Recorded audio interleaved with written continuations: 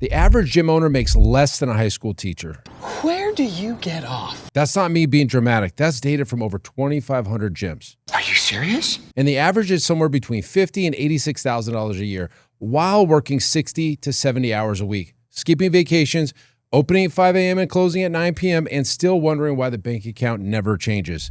But here's the part nobody's going to ever tell you. I also know gym owners taking home over $500,000 a year. They're working less and they're traveling consistently. It's the same industry in the same service, but completely different lives. There's no way. And the gap has nothing to do with how hard you're working. The hardest working gym owners that I know usually make the least, and that's not by coincidence. It's because they run a broken model. So what actually determines where you land? Let me set the stage. This is what $50,000 a year as a gym owner looks like. You coach at 5 a.m. because you can't afford not to. You close at 9 p.m. because there's no one else that you trust that you can do it. And you answer texts at 10 p.m.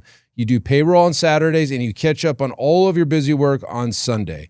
You're the coach, you're the salesperson, you're the marketer, the janitor, and the CEO all at the same time. And you're getting paid less than your friends working the 9-to-5 jobs. You worked here longer than me, and I get paid more than you do. That's not a salary, it's actually a jail sentence. And the worst part, guys, these aren't lazy people, and they're not stupid. They're just wrong about one thing. Your income is not determined by your effort. It's determined by your structure. If you're trading time for money, there's a ceiling. And once your hours are maxed, then your income is maxed. And it will forever be that way until you change the structure of your model. See, most gym owners think they have an effort problem. They say to themselves, if I just work harder and I add more sessions, I take on more clients, it'll all work out. Guys, you've heard that phrase, you can't outwork a bad diet. Well, it's the same thing for your business. You can't outwork a broken model. You'll just burn out faster. Now, there's a concept called the sustainability line. It's when your recurring revenue consistently covers your expenses without all of your heroics.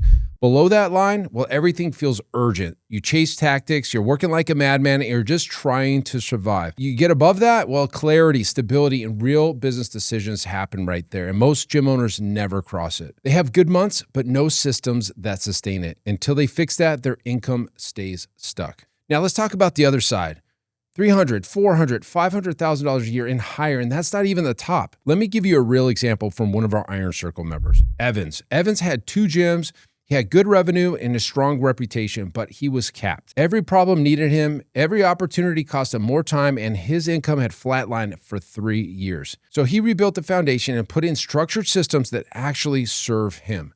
Today, he's got 3 gyms, a second company, has 0 debt, and he makes over $500,000 a year in owner benefit.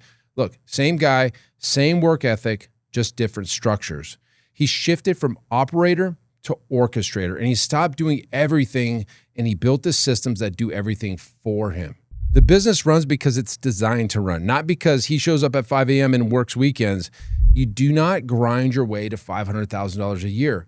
You build your way there. So what actually changes? Number one, it's pricing. See, most gym owners right now, I could tell you, you're undercharging, and you're probably over-delivering, for being honest. Meanwhile, the costs go up and your margins shrink. I mean, I saw a gym owner charging 2004 prices 20 years later in 2026, and he refused to raise them. Now, where is he? He's filing bankruptcy, not because the market failed, because he avoided the decision that could have saved him. Number 2, the delivery model. There's 3 main models. Large group training, it looks scalable, but retention is brutal, and the average client stays under 3 months at $159 to $179 a month. Then there's one-on-one. It's good per session, but it's capped by your time.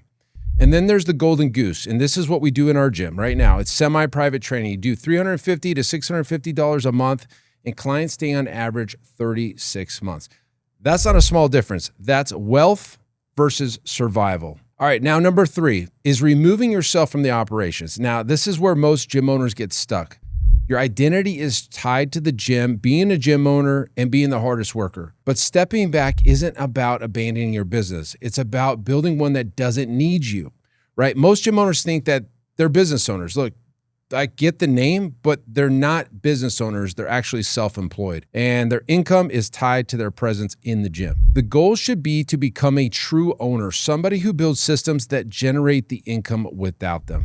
And that's where freedom lives. And before you say it, like, my market's different and my clients won't pay that, I've heard it 1,000 times, guys. And I've watched the same gym owners double their income in a year, year and a half in those small towns, Wichita, Kansas, right?